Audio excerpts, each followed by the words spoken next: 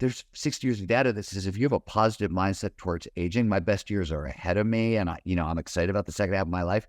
It translates to 8 years of healthy longevity. And if you have a negative mindset towards aging, and this is Becca Levy's research at Yale, or are exposed to ageism, right, the most common stereotype in the world, by the time you're age 60, you will exhibit 30% greater memory decline.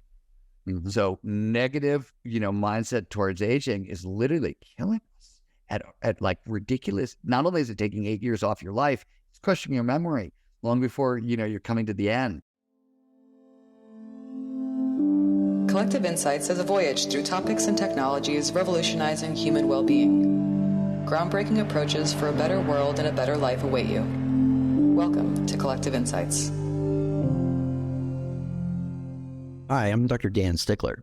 Before we get into today's episode, I want to talk to you about a protocol that I'm passionate about that I use in my practice. Everyone wants to slow down aging, but few are really doing it the right way. There's something I do recommend for my clients doing just 2 days a month. It's a bodily cleanse that helps get rid of old defective cells. These are sometimes called senescent cells or referred to as zombie cells, and they are shown to be related to so many symptoms of poor aging. This bodily cleanse is a supplement which contains a group of ingredients called senolytics. Senolytic ingredients help our body to flush senescent cells, helping with easier repair and rejuvenation from muscles to joints to how we feel every day. Qualia Senolytic is the bodily cleanse supplement taken just 2 days a month for healthy aging that you have to try. Now, research on aging and longevity, including a beta study on Qualia Senolytic, shows that senolytic supplementation can play a huge role in enhancing how we age. Now, to learn more about senolytic research and to try Qualia Senolytic risk-free for 100 days, go to neurohacker.com, use the code PODCAST, that's PODCAST, for a free gift with purchase. That's Qualia Senolytic for better aging at neurohacker.com. All right, welcome to this edition of Collective Insights podcast. I'm Dr. Dan Stickler. I'll be your host for this episode. And I have the honor of having Stephen Kotler on again. He's a New York Times bestselling author, award-winning journalist, and executive director of the Flow Research Collective. He's one of the world's leading experts on high performance. And I can tell you, I've referenced his stuff many a times in optimizing the high performers that come into my medical practice. Stephen, welcome back to the show. Great to be with you, Daniel. Well, exciting news is you have a new book out. And it's got an interesting title. And the title actually threw me off because I did not expect to find what I found in it. But the title is NAR Country, G-N-A-R Country. Can you kind of give us some idea? Give you some context. Yeah. The book is about peak performance aging. So let's start there. The book is also about action sports a little bit, and we can explain all this as we go along. But in action sports slang, NAR is short for gnarly. And action sports slang, it's extremely colorful, but because the athletes are performing in sort of life or death circumstances, it's also extremely precise. So very colorful words have very precise meanings. And NAR or gnarly is defined as any environment that is high in perceived risk and high in actual risk. Country, the second half of my title, is any landscape, terrain, fictitious or real. So NAR Country, it turns out, is, I think, a really great description of our later years, high in perceived risk, high in actual risk. And as it turns out, when you get under the hood of peak performance aging and sort of like look at what's gone on over the past 20 years in the fields that come together to bring it, a really sort of great description of the gritty mindset it takes to thrive in the second half of our lives. So that's where the title comes from. Excellent. Yeah, in reading through the book, I loved it because, that's my area is longevity and age rejuvenation. But, you dispel the common myth, and we hear this a lot, is, after a certain age, it's just a downhill slide. You're not going to be able to change or be able to improve upon where you are. And that's just a myth that the book helps to dispel. So this is sort of the action sports component, I guess.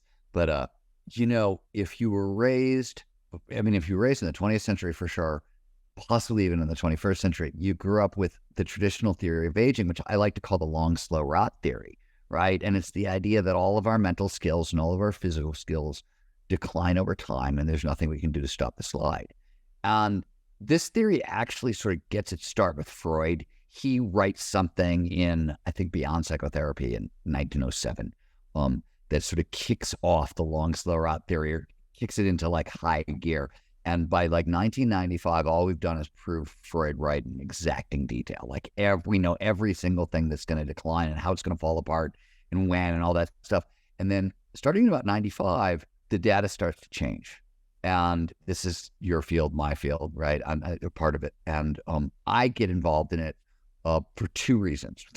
One, personal experiments in regenerative medicine that I've sort of been running on my own self, my own body, my whole life.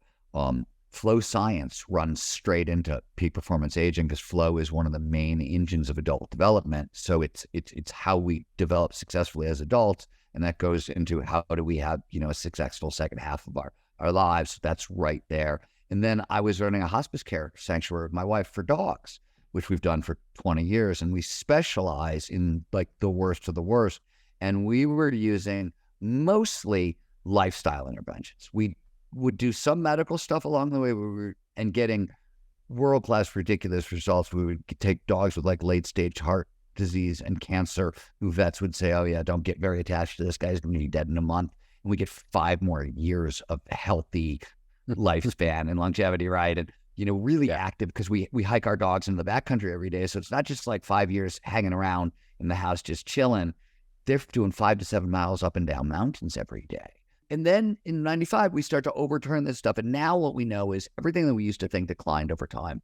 We now know it's all a use it or lose it skill. So if you never stop using these skills, you get to hang on to them, even advance them far later in life than anybody thought possible. And to boot, in our late 40s and early 50s, there are really profound and beneficial changes in how the brain processes information. And as a result, we gain access to whole new levels of intelligence, creativity, empathy, and wisdom that all really start to come online in our 40s and 50s. And these are significant kind of boosts. It's like whole new cognitive superpowers. Like you look at the creativity stuff, it's not just that we get more creative, it's that divergent thinking starts to really come online. And if you've ever tried to train people in creativity, you can teach them almost anything, but trying to teach divergent thinking is really hard. And it starts to happen naturally in our 50s. So your point where we started with all this is the data, the old idea is you can't teach an old dog new tricks. And what the new data says is, hey, wait a minute. Old dogs are actually better at certain kinds of learning than the young dogs. So that there's a lot that's going on. And in our country, I ran a crazy action sport experiment to try to test this stuff. All this stuff was true in the lab. A couple of people had run some experiments in the wild that were interesting. And I wanted to take it all together and blend it actually into a learning theory and try to learn something that is, I tried to learn park skiing in my 50s. And that's sort of the story told in the book. Park skiing, for 11 or 12 different reasons, is supposed to be biologically impossible for anybody really over the age of 35 to try. And, once you get over like 40, 45, you move past like totally impossible into downright crazy, I was in my 50s. So, even really learning people who would hear about what I was trying to do were just like, you're out of your mind. You're crazy. This isn't possible. And it was remarkably possible, not just possible for me. We ran the experiment with a bunch of other people using the same techniques, and it was possible for a lot of people. Which is, I think, the wildest experiment in peak performance aging anybody's ever run. And that's the story told in our country. Yeah. And that's the story I hear every day from people. Mm-hmm. The interesting thing is, I'm 57 now, and, after the age of 50 was when the wisdom really kicked in, and I noticed the changes in those parameters you're talking about with the empathy and the divergent thinking and all of this. They really came on with that, but I've also been actively utilizing tools to create that through lifestyle and other aspects. So, your quote of, if you're not moving forward, you're sliding backward, is absolutely true in the aging population.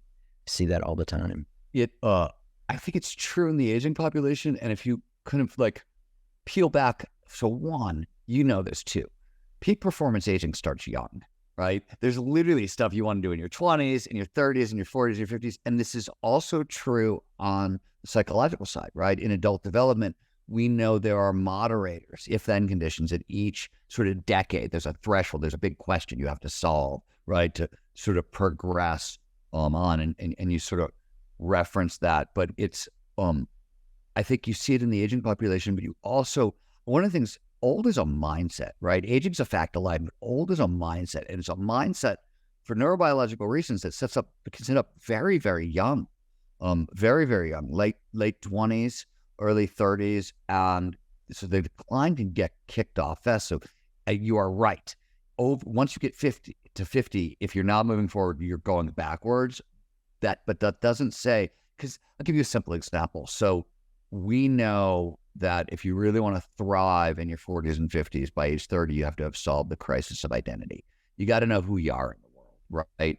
And by 40, you have to solve the crisis of match fit, meaning you have to have a tight fit between who you are, your identity, and what you do with most of your time, right? And you have to live with passion, purpose, and flow. And we know all this stuff, but people don't realize that if you don't solve identity by 30, if you don't know who you are in the world, you can't solve match fit at 40, and everything goes sideways from that point on. So psychologically, there are certain thresholds that if you're not actually checking this box in time, you're really going to slow down your progress or retard it completely. Mm-hmm. Yeah, we've noticed that. We did a look back at the last 20 years of the high performers that we've worked with, and what were the 5 criteria that we saw that they really came for. And first and foremost for them was the physical aspect of it, but then second was really what we call the mind or mindset, and you talk a lot about this in your book. The mindset, we found that people who possess deficiency mindsets in anything, like from finances to purpose to anything like that, they had a deficiency. They were not progressing forward. And then we had a sense of purpose. We had peak experiences and states of awe, and finally love. I mean, those were the five criteria we found that over 20 years, high performers came here with deficiencies in these areas, one or more, and it makes a huge difference in how they age when they transcend that. Yeah, I completely agree. And this is one of the things I always point out to people. There's a whole bunch of really interesting stuff going on in longevity science and regenerative medicine right now. It's phenomenal. It's super interesting. I always tell people, like, what is real in regenerative medicine at this point is bones, tendons, and ligaments. Everything beyond that is still a gray area. And what's happening right now, I love the comments. People are like, oh, the exclusive medicine is medicine for the rich. And I'm like, you guys don't understand what's going on. I said, there's 2 things going on that it's totally insane. One, none of it, we've got 6 years of data that say if you want to live a long time, it's psychological, like mindset interventions, right, that get you the farthest. And we can talk more about that in half a second, but I want to make this point. Everything that's going on at the cutting edge in regenerative medicine and longevity science, all that's happening is very wealthy people are running the greatest open source experiment in longevity science we've ever seen in the history of the world.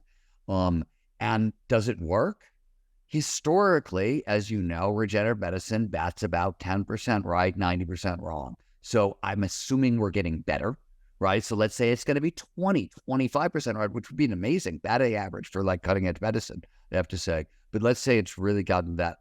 We're still, like, most of what's going on is going to be wrong in 20, 30 years where we actually figure out what was right, what was wrong. But what do we know? What do we have 60 years of data that's overwhelming about? Is the psychological interventions that are, one, completely democratized because they're available to all. You just gave your list of kind of what you've seen in athletes. If you look at the data, if you look at the 4,000 papers that I read and are footnoted in the book, and the stuff I read in the experiment, what you see, if you want to rock till you drop, here's the formula, right? And listen for the comparisons to how many things are in your stuff that overlays on it. You want to regularly engage in challenging, creative, and social activities that demand dynamic movement. And that's dynamic is a shorthand for strength, stamina, dexterity, or agility, balance, and flexibility all at once. So action sports are dynamic activities. Badminton is a dynamic activity because it's using all these things. Dynamic activities that demand deliberate play and take place in novel outdoor environments. That's peak performance aging, like in a complete sentence, with 60 years of data. And there's nothing in there that's like a substance or an expensive technology or like it's available to all of us. And those are the big levers. I'm not saying that I play with all the regenerative medicine stuff too, and I love it, but it's experimental and it's, I think it's small potatoes in comparison to mindset. There's 60 years of data that says if you have a positive mindset towards aging, my best years are ahead of me, and I'm excited about the second half of my life. It translates to 8 years of healthy longevity. And if you have a negative mindset towards aging, and this is Becca Levy's research at Yale, or are exposed to ageism, right, the most common stereotype in the world, by the time you're age 60, you will exhibit 30% greater memory decline. Mm-hmm. So negative, mindset towards aging is literally killing us at like ridiculous. Not only is it taking 8 years off your life, it's crushing your memory long before, you're coming to the end.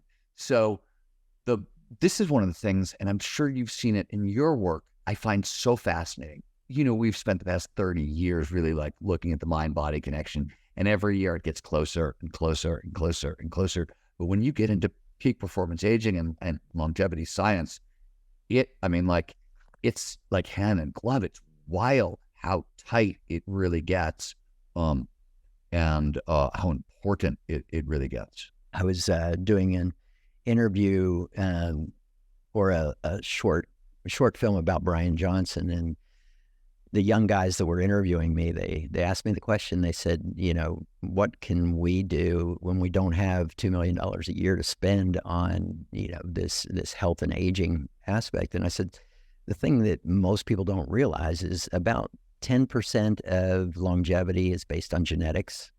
You have another 15 to 20% that can be from medical discoveries and medical advancements, but 70% is lifestyle. And that's 70% of healthy aging comes down to lifestyle.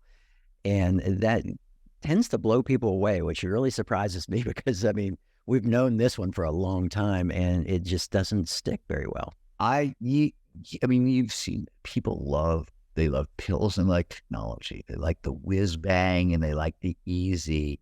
And it's unfortunate also because if you look at this stuff that like peak performance aging really requires, like the whole long list, it's fun. Like everything on my list is like a colossal amount of fun, right? So it's really funny. They want the quick fix, which doesn't really work, or as you pointed out, is going to work. I think with the way you said, it's only 15%, but I think the real sentence there is it's 15% of the time. If you have the right genetics for the particular discovery that we're talking about, is often the case. So, I don't know what that is, why that is, but we see it again and again and again. Well, and with epigenetics, we're seeing the evidence of all of this. We see how gene expressions change. Over 7,000 genes alter expression by 6 months of regular exercise, meditation, all of these things. Even the thing like ApoE4s, people are really worried about that right now. But what they don't realize is that an ApoE4 risk for Alzheimer's development, if you're a carrier of that, you can implement lifestyle changes that will result in a normal risk. One of the things that I talk a lot about, because flow is so tightly linked to this. So in flow, one of the things that happens is we learn new skills, right? Flow is, in fact, one of the arguments for what is flow from an evolutionary perspective is it's an internal signal of mastery. It's a way of your body letting you know you have mastered this skill. You know what you're doing, which confer. And that doesn't seem to be the only sort of evolutionary cause for flow, but it seems to be kind of like one of those spandrel benefits that has really worked in our favor. Though I could be wrong about my spandrel benefit classification completely. I'm guessing here on that one. But so on the other side of a flow state, wisdom increases and mastery increases. Mm-hmm. What do we know about staving off Alzheimer's and dementia, no matter what your genetics is. You want to build up cognitive reserve. How do you build up cognitive reserve? You build up cognitive reserve through expertise and wisdom, right? Because they're the most diffuse, redundant neural networks in the prefrontal cortex, which is the part of the brain most vulnerable to cognitive decline. So expertise and wisdom massively amplifies that. That's not a pill, first of all, right? Let's talk about the first thing about that. But expertise and wisdom in what? And this is where it gets hysterical. This is Jakob Stern, right? The godfather of cognitive reserve, who's at Columbia, does work on so-called leisure activities and discovers that for each additional leisure activity we learn, so you learn to play the drums, you teach yourself math, I'm learning to draw, you can take up park skiing, you should do whatever, you get an additional 8% protection against cognitive decline. So that when we talk about like lifelong learning as really important for staving off Alzheimer's and dementia, et cetera, we know what you get from each leisure activity. We know they stack, and it goes on and on. And one of the reasons I stressed dynamic motion and novel outdoor environments. So part of the formula I gave you, dynamic motion. So when we move dynamically, and you probably know this, it stimulates. So dynamic motion is I have to use strength and coordination at the same time, right? For example, skiing or skateboarding or playing tennis for that matter in a lot of cases. It amplifies both angiogenesis and neurogenesis. So you're getting new blood vessels to support new neurons, and you're getting new neurons. Novel outdoor environments, where do most of those new neurons show up? Hippocampus. The hippocampus does map making and location. It also does long-term memory, but it is map making. It's location, grid cells, place cells. So if you really want to stimulate neurogenesis, angiogenesis, and protect the new neurons that you get, which is how we stave off cognitive decline, novel activities in outdoor environments is what the brain was designed to remember. And so you can boost all this, and everything we're talking about, as you pointed out, these are lifestyle interventions. But what are the longest lived communities in America? People think it's the blue zone, Loma Linda, California. It's not. It's Summit County, Pitkin County, and Eagle County, Colorado, where people live 10 years longer than every place else in America. That's home to Aspen, Vail, Beaver Creek's outdoor activity central and mecca, and you see it in how long people live and the quality of their lives. It's interesting. I just got back from a place called Mazama, Washington, which is up in the Cascades, and it's a small little town, and people of all ages there, and there are some very elderly people that were out on bikes climbing these mountains, and I was just amazed at how fit they were. And I'm sure that their longevity is probably pretty significant as well, because they cross-country ski in the winter and they bike and hike in the summer. It's just amazing. So it's funny in NAR country, like early things in NAR years ago. I want to go back to the late 90s. I remember having discussions with Laird Hamilton, the big wave surfer. And he was seeing things in the surf community that I would see in like the ski and snowboard community. We were having conversations about people performing at remarkably crazy high levels in their 60s and 70s. And this was long, and you sort of notice at action sports, you go to these towns, these action sport communities, as you pointed out, and you look at the age of participants, and ski mountains, you got a bunch of kids, and then you got a bunch of people who are over 60, 65. But I ski a lot at Palisades Tahoe with a community of mostly professional athletes, and including current Olympians and whatever. And invariably, the person at the front of the pack, like when there's a group of skiers or snowboarders together, is a guy named Tom Day. He's 67 years old. And there could be like 20-year-old Olympians in the back. He's the guy up front, and it's because nobody can catch him.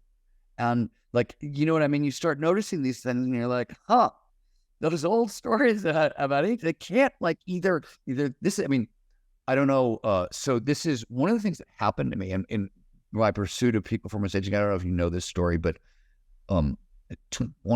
15 years ago, I was going to write a novel about a cat burglar, and I wanted the cat burglar to steal something cool. And I was like, oh, musical instruments, rare musical instruments. That's a cool thing to steal. And next question, what are the rarest musical instruments in history?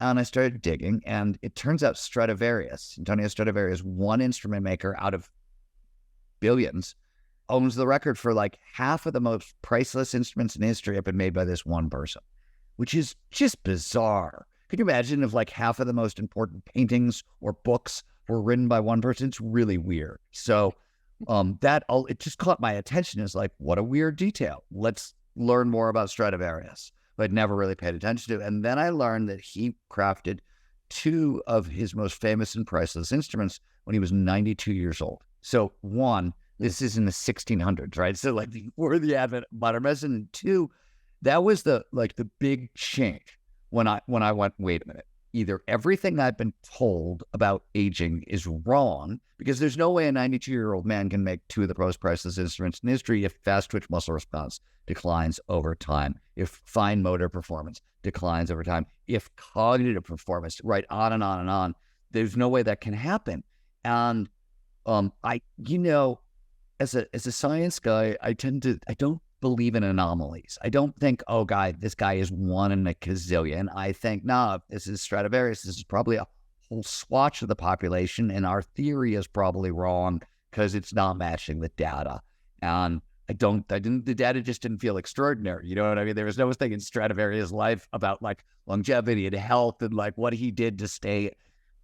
And, what he did do is he never stopped making musical instruments, use it or lose it skills. He made over 1,000 instruments in his lifetime, which is incredible considering, he had no modern instrumentation whatsoever to make any of it. So long story, but that was where it started for me, was I was looking at these like weird cases of like, wait a minute, this either what I'm looking at is impossible and wrong, or our whole theory has to be wrong, which is turned out was the case. Yeah. There's a question that comes up for me, because this is kind of what I've observed, and this is all anecdotal, and it seems like you're in the same state as I am, but our community, we tend to hang out with all age groups. So in our close community, we have from 24 to 75-year-olds, very diverse backgrounds, but being around the younger people has made a huge difference, I think, for us as far as really feeling that more youthful, vital state in ourselves. Have you seen anything or any research on that in particular? Yeah, so there's actually a ton here. So let's just start with, what do we know? The healthiest societies where people age the best have cross-generational friendships. It's one of the founding. So we know, right?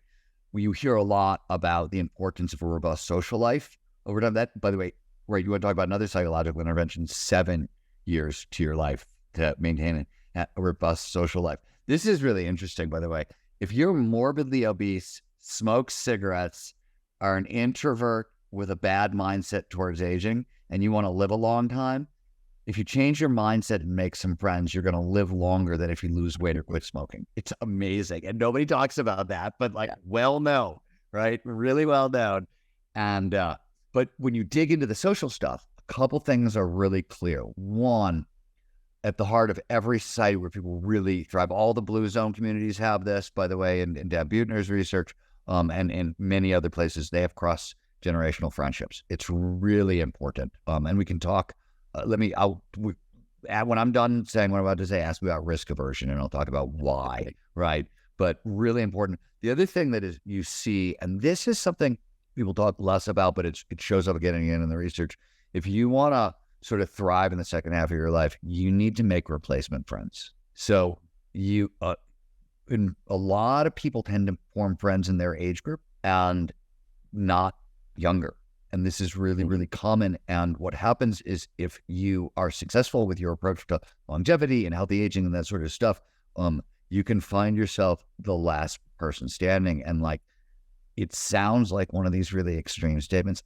There's two people in my life. I have a friend who will go unnamed, who is literally one of the most famous thinkers from the 20th century. And he's part of sort of those group of thinkers in the 1970s who thought in a very big picture, holistic, weird way and literally all of this, I call him up and I'll be like, oh, Stephen, it's so great to talk to you. Nobody's called me in a month. And he's not kidding. And all of his friends have died. So it's not only like he didn't make replacement friends, there's nobody left on the planet who thinks like him. Thinks like this sort of elite critic, the Marshall McLuhans of the world, right? He was part of that group of people, and they're all dead. He's the last one who's left, and it's just wild. He didn't make replacement friends along the way. And so they really, really stressed it. By the way, the CEO of the Flow Research Collective is 30 years younger than me. My chief of staff is 20 years younger than me. I do this all the time. And one of the main reasons is, of course, risk aversion naturally increases over time. And if you want to thrive in the second half of your life, you have to fight against it. And one of the ways you have to fight against it is expose yourself to new ideas, new thinking, new activities, all this stuff. And you get that with younger folks as a general rule. So healthy on a billion different levels. Yeah, so let's go into this. That billion, by the way, that's anecdote. That's not science. Yeah. So how about this risk aversion? So go into it. This is interesting. It's got some. So there's some geeky stuff with it too. So risk aversion increases over time, and which is pretty well known. It's not true across the boards. Social risk aversion does not. Right? You get to be at like 16, you don't give a fuck what anybody thinks, and you're like willing to walk up and say hello to anybody. So that sort of goes away. And if you work with money, if you work in the markets or that sort of thing, financial risk does not decline. But if you're unfamiliar with money and you're worried about retirement, financial risk obviously starts to spike. All other kind of risk declines over time. This is problematic for a lot of different reasons. So fear, risk aversion, which is essentially fear, it's hiring. Risk aversion is a polite way of saying you've got more anxiety about more stuff, right? That's all we're talking about. So there's a huge penalty there. From an aging perspective, right? 9 known causes of aging. What do they have in common? Stress and inflammation. It's the only thing. So anything that fights inflammation, anti-aging tool. Anything that increases inflammation, stress, anxiety, is aging you. So there's another reason why walking in the woods is so good, right? Because it calms you down. And it's another reason that flow is so good for anti-aging, because it resets our nervous system and flushes stress hormones out of our system. But I'm sorry, you asked me a question and I got sidetracked. We were talking about risk. By a delicious tangent. Risk aversion, thank you. By a delicious tangent. So you want to, for anti-aging purposes, you want to fight this anxiety. Also, because underneath the hood of anxiety, one of the main things you get is norepinephrine. And when norepinephrine levels get higher, you block learning. So if we know lifelong learning is how we stave off cognitive decline, you got to be really careful with like stress levels, because you can end up blocking learning and you can end up blocking creativity, which all of these things have really significant consequences in the second half of our life. And some of it is interesting because some of it is they've been trying to figure out why does risk aversion increase over time. And there's a bunch of different sort of psychological reasons. And then there's a decline in white matter, especially in the temporal lobes, right? And what happens is processing speed slows down and your brain goes, oh, you're not quite as quick as you were. So let's be a little cautious, right? Now, it turns out, I don't know if you've had my colleague, Dr. Adam Ghazali on the program, but if you know Adam's work, then you know that processing speed is trainable over time, right? It's one of those things that's trainable. And here's the cool thing. This is really neat, and you probably know this as well, but one of the cutting edge things going on is the relationship between bone health and brain health. And bone density decreases over time. We're getting really better at sort of fighting that. But one of the things that happens is most people just don't realize that the bones are the mineral factory for the body. And then it includes things like, where does the calcium that your brain runs on come from? It passes the blood-brain barrier, and a lot of it comes from your bones. So as that declines over time, that appears to be one of the things that impacts processing speed. So this is what I like about peak performance aging is we're discovering that everything is trainable, but in weird ways. Like you can trade up processing speed by improving bone density, which is, right, that's not a sort of normal chain of causation, but it appears to be true. And I think that's kind of cool. But anyways, fighting that will seem to fight risk aversion. But, risk aversion is take risks, regularly. You just want to regularly take risks. This is, by the way, so since you have a geeky audience, I can we can go here. People, where does the mindset of old come from? Why do we get in this old mindset? It's because when we're younger, we are predominantly addicted, being driven emotionally by the seeking system, which is predominantly underpinned by dopamine and norepinephrine, which are wildly fun neurochemicals. You cocktail them together, you get romantic love, everybody's favorite feeling on earth, right? It's a very addictive high. Then you get to be about 30 and you trade the seeking chemicals for a whole other set of chemicals, because once you start getting things you want to keep, where you're no longer seeking, now I've got the job. Now I've got the right partner, the right spouse, the right house, the right apartment, the right career trajectory, all of it. You swap your addictions. You're no longer interested in norepinephrine and dopamine. Now you want serotonin and oxytocin and endorphins, these stabler, protect and conserve, rest and relax chemicals that help you hold on and keep, right, what you have. And this is good, right? This is why we raise our children and don't abandon our children. So it's a good thing. But what happens when you get to peak performance aging and risk aversion, the mindset, the proper mindset, you realize that you have to reboot your addiction to dopamine and norepinephrine. You actually need all 5 of these sort of neurochemicals and all 5 of these motivators in this, in like the latter portion of our lives, really working together. And you're only going to get that dopamine, that norepinephrine from seeking behavior, right? From taking risks and going out in the world. And we know again and again and again, this is why the first thing I said about peak performance aging, you want to engage in challenging and creative activities, right? That starts with challenging, because if you're not starting, there's so many of the other things fall apart. And bonus, if risk aversion goes up too high, if norepinephrine goes up too high, it'll block flow. And flow is so foundational to peak performance aging that you're causing yourself even more pain. Yeah. And you mentioned something earlier.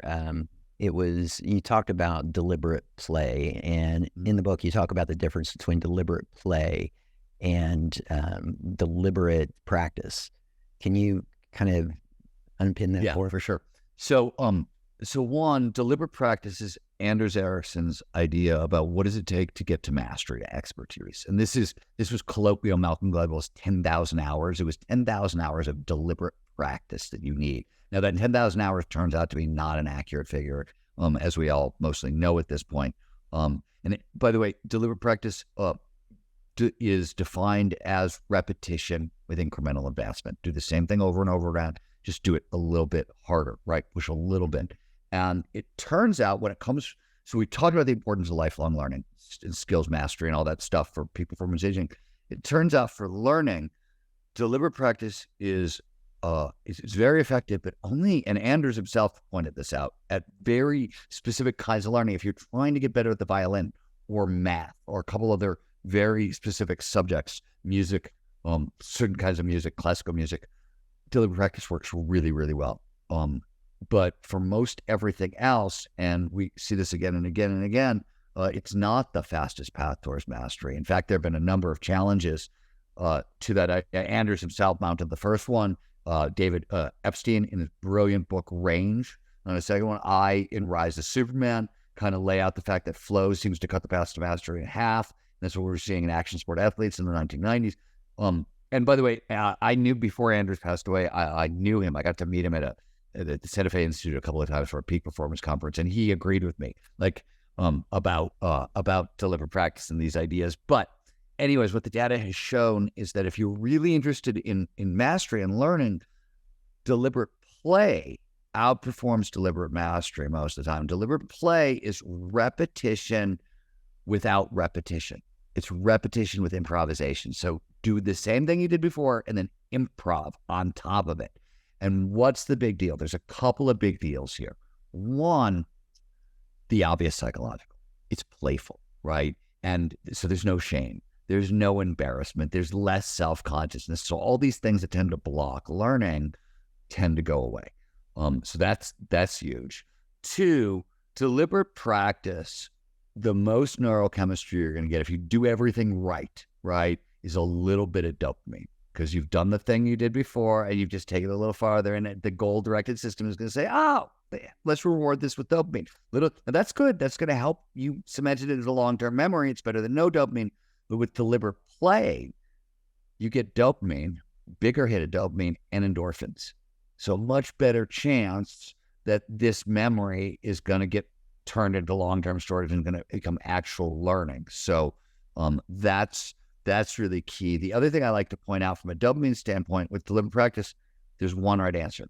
I did the same thing with a little bit of improvement. With deliberate play, there's one wrong answer. It's only I did the same thing I did last time. Every other answer, right, 360 degrees around the problem is a correct answer. You're learning, you're gaining information, and you're rewarded neurochemically, which is why play outperforms everything else as a learning tool. And then there's 7 or 8 other psychological, cognitive, neurobiological health and wellness benefits of play that are downstream of that. So from a de-stress, peak performance, aging, longevity, everything you want to play out, deliberate play is really sort of a great way forward. But the most important one is, and this goes back to exactly sort of where you started, which is the old dog can't learn new tricks. One of the reasons and why they thought me learning to park ski was impossible is because we hear about this motor learning performance window that's open in childhood. Don't become a ballerina after 18. Don't become a, right? And it's because this motor learning window slams shut. And like a lot of these truisms, it's only sort of true, right? And it does, there's a window and it does sort of slam shut.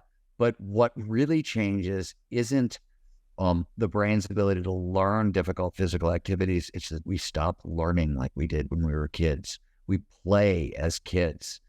As adults, we get really, really serious about our learning. And as a result, a lot of things shift. And that's a lot of what we thought was that motor performance window is actually no, it's how we approach learning itself. And if you sort of reboot what kids do naturally, you can reboot a lot of the same learning processes. Not entirely. There's some, as you know, right? There's parts of that.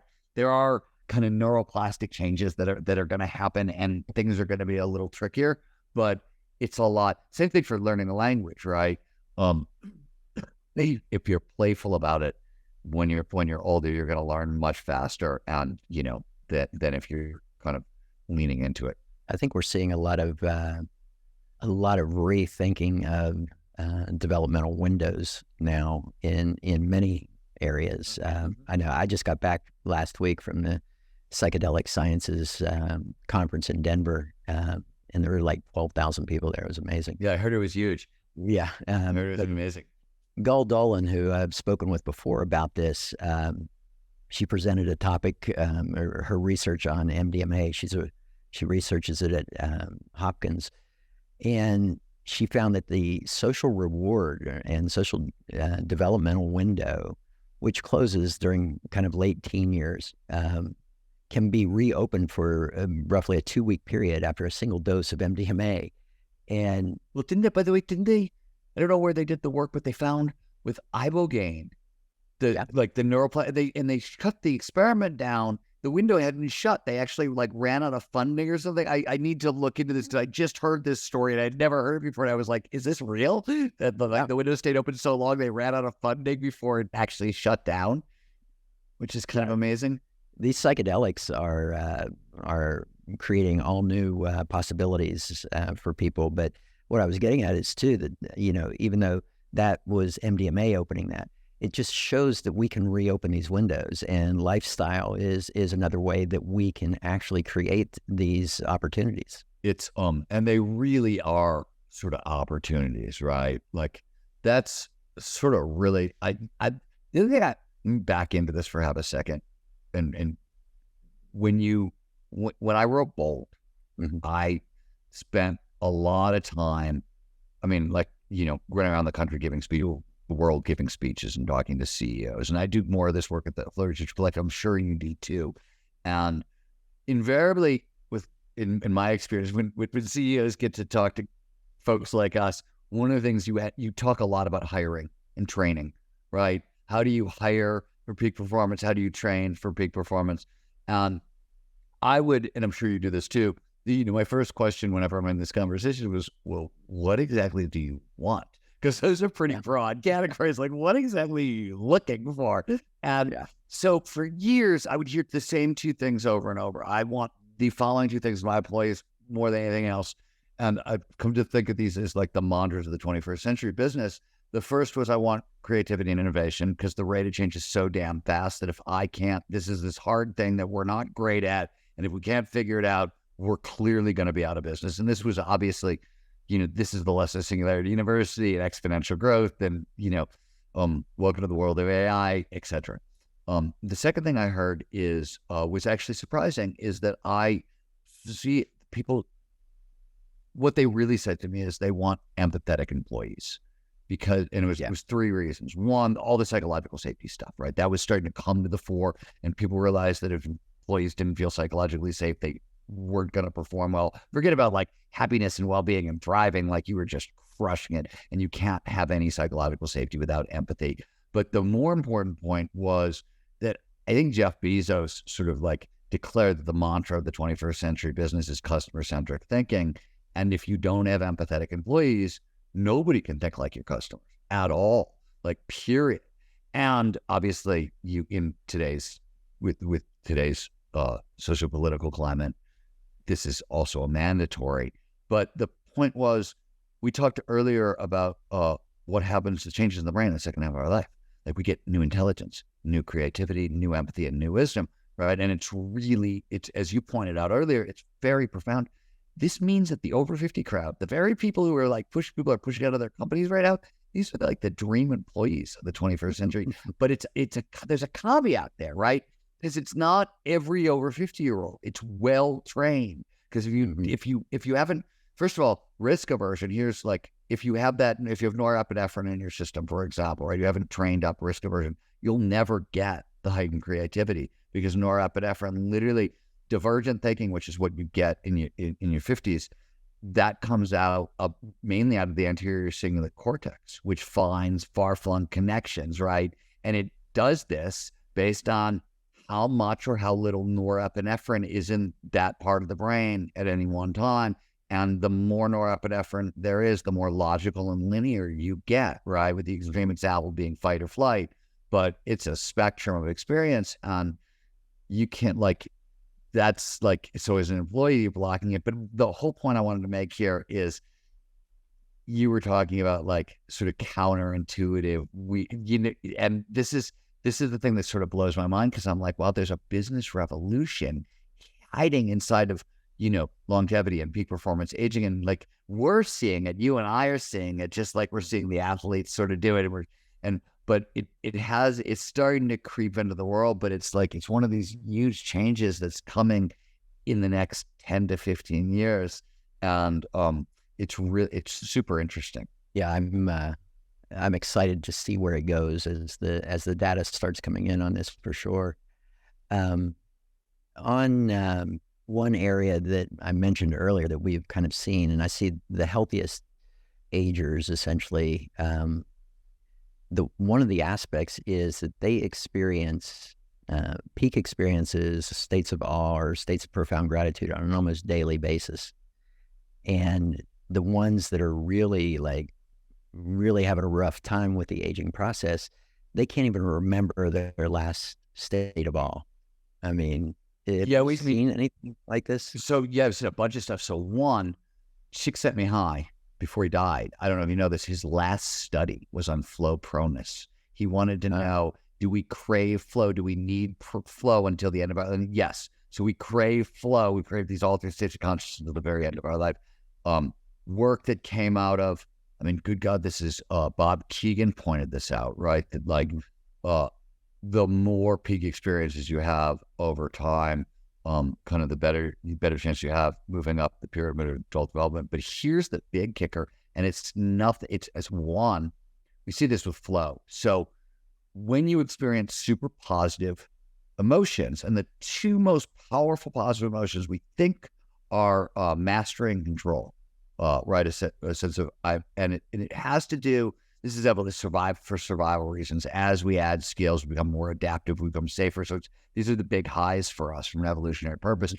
You get them in flow, right? Both those things. What people don't often realize, Barbara Friedrichsen did this work. A bunch of other people have done this work. I'm sure you know this. When you experience super positive emotions, so mastery, control, love, really deep love, a couple others, it amplifies T cell production and killer T cells. So the immune system's getting boosted. We've known this for a while, but natural killer cells, this is tumors and cytolytic cells. So like cancer, one of the leading killers on earth, and cytolytic cells, one of the 9 major causes of aging. And so regular access to peak experiences is flushing this stuff out of your system, resetting the nervous system is the other thing, right?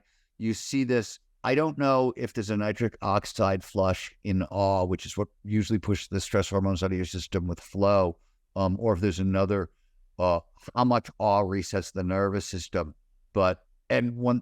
Gratitude is a no-brainer because it calms you down as a de-stressor. We did some really cool work with Glenn Fox at USC, who's one of the best neurobiologists on gratitude. And we worked on gratitude and we flow, and we found that people with regular gratitude practices tend to be more flow prone. So there's a direct link between gratitude and more peak experiences as well. I would not be surprised if, what you mentioned, the same thing shows up with awe. That would not surprise me either. So we're seeing the neuroimmunology of like, why is this happening? Why are peak experiences so important? And the other thing is we're getting better and better at generating those peak experiences. I'm really interested in sort of like combinatory therapies for longevity science in terms of like thinking about altered states. For example, like what is the best combination of like microflow, macroflow, awe, maybe psychedelic experiences, maybe meditative. Like, what is that? One of the things that I'm really excited about AI for and ChatGPT is this exact kind of help solving combinatory therapy questions, because the variables are infinite, I think. Yeah. And I think I think everybody's going to be very, very individual here, and I think that's an AI. That's an AI problem, or it's a smarter than Steven problem, one way or the other. Yeah, you mentioned that Barbara Erickson's study, and it reminded me. I remember when she worked with Steve Cole out of UCLA, I believe, and they studied happiness, and the people who were eudaimonically happy had an improvement in their immune systems, whereas people who were hedonically happy actually had a suppressed immune system when they looked at it. That's interesting. Yeah. That's not entirely surprising. That's interesting. What's weird about that is that sort of tells you that it's not just the dopamine, right? We're not just looking at sort of like clear reward chemicals. There's something much more complicated going on, which I think is true. Anyways, but that's cool. I like that. I love that study. So before we go, I want to get into tell us about what kind of exciting research you got coming up. So fun stuff. So we published a piece. On the first few seconds of flow. It was an article for Neuroscience about behavior reviews.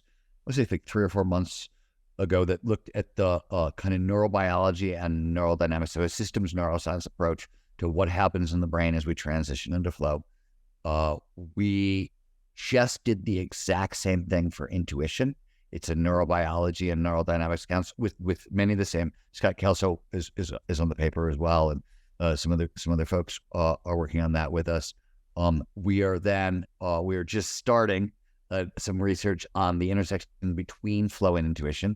This has been worked on before, but we're trying to figure out. We know anecdotally that intuition is louder in flow, clearer in flow, and maybe anecdotally at least more accurate in flow. And the question is why. And we have some ideas, and there's some cool stuff going on. So we're working on that. We've got a bunch of papers that are about to come out. One on caffeine and flow. And short answer is, like, if you're looking for a cheap flow hack, coffee is your friend. Not that this is surprising. Anyone, flow follows focus, and all the flow triggers drive focus, and coffee does a lot of different things, or caffeine does a lot of different things, but it certainly drives focus. Though obviously you can overdose. There's too much caffeine, and then it's going to keep you out of flow. But like, that's the long story short. We also we are at the front end of studies about pain in the gym, really, which is where we're working, and we're tolerance for pain and mindset and the neurobiology of tolerance. This is going to move towards some flow and pain studies and some stuff like that. But we're really, I like to start with really basic science and sort of work my way forward to the complicated stuff. So we have some stuff there. You have some good examples of that in your book. Yeah, we are. We're working. We actually this is cool. With a couple other neuroscientists, we're working on a Springer textbook on performance neuroscience. It's going to be the first textbook anybody's written on performance neuroscience, so I'm working on that as well. Wow. That's really exciting. And I think there's 3 or 4 other studies that are ongoing that the coolest study, what I'm really looking forward to, this is with Adam Ghazali's lab at UCSF, a couple other people, Jump, which is a base jumping simulation. And it's a sort of an experiential, which with VR helmets, but it's actually simulation so that you jump and there's a crane so you float and there's blah, blah. It's as realistic as anything we've ever seen. And we think, most of the experimental paradigms for testing flow are, I've got a video game and we think it's putting people into flow. And I'm always looking at that. I'm like, well, if you like video games, it is. But if you don't play video games, that's not a very flowing, you know what I mean? And there's other people who are like, there's some studies where they use math problems to get people in the flow. And I'm like, arithmetic problems. Like, I know mathematicians who are literally professional mathematicians who can't get into flow doing arithmetic. So what are you doing with some of these paradigms? So we're really excited about that. And it's, we're tracking 7 or 8 neurophysiological markers in that study, and including one of the cool things about the first few seconds of flow paper is, as I said, we found 2 or 3 or 4 actual different neural markers for flow state onset that people hadn't found before. And so we get to try to hammer on those and figure out, what's real. I'm sure a couple of them are real, and I'm sure a couple of them are just make believe or not quite right or something along those lines. So we're going to get to hammer on that stuff starting in the fall. And then we've got a whole new flow and AI center as well. Nice. So we're doing a whole bunch of stuff with AI. Yeah, it sounds like you're like me. I just love coming into work. Do we call it work? It hasn't been work for a really long time. No, it's play for me, for sure. Well, it's been a real pleasure to speak with you again, Stephen. And, everybody out there, go out and get NAR Country. You will enjoy the read for sure. You might have a couple of awe moments in it as well. So thank you. Well, thank you, sir. It was fun hanging out with you again. I appreciate you.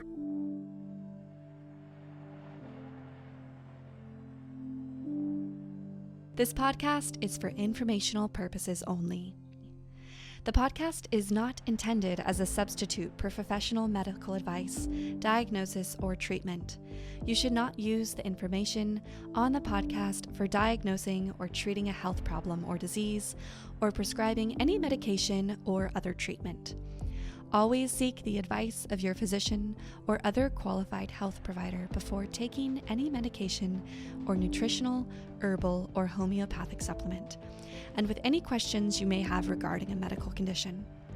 Never disregard professional medical advice or delay in seeking it because of something you have heard on this or any other podcast. Reliance on the podcast is solely at your own risk. Information provided on the podcast does not create a doctor-patient relationship between you and any of the health professionals affiliated with our podcast. Information and statements regarding dietary supplements have not been evaluated by the Food and Drug Administration and are not intended to diagnose, treat, cure, or prevent any disease. Opinions of guests are their own, and this podcast does not endorse or accept responsibility for statements made by guests. This podcast does not make any representations or warranties about guests' qualifications or credibility. Individuals on this podcast may have a direct or indirect financial interest in products or services referred to therein. If you think you have a medical problem, consult a licensed physician. This podcast is owned by Neurohacker Collective.